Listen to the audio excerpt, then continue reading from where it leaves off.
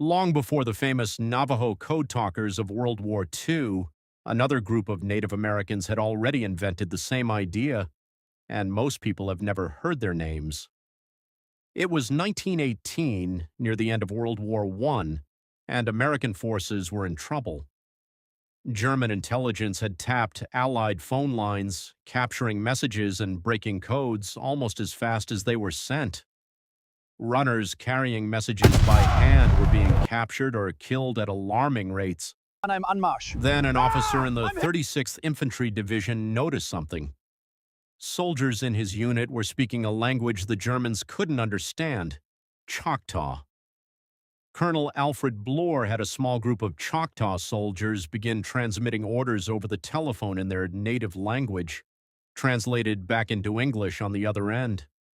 It worked instantly. The Germans never broke it. Roughly 19 Choctaw soldiers are documented as the first Native American code talkers in U.S. military history, helping coordinate a surprise attack during the Meuse-Argonne offensive that caught German forces completely off guard.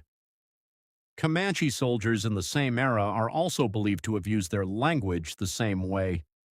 Here's the injustice. These men helped win a world war for a country that, at the time, didn't even recognize them as full citizens.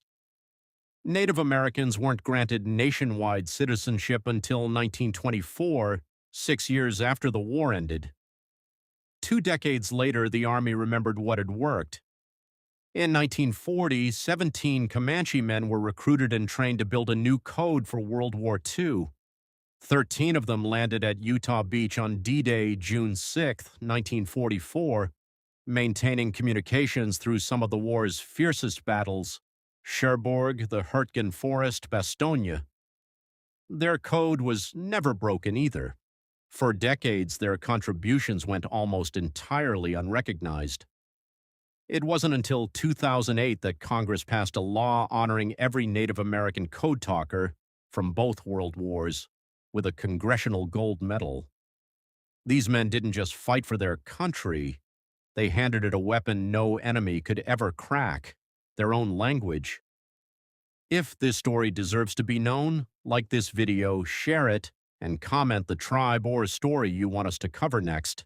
D-Day, June 6, 1944, maintaining communications through some of the war's fiercest battles, Cherbourg, the Hurtgen Forest, Bastogne.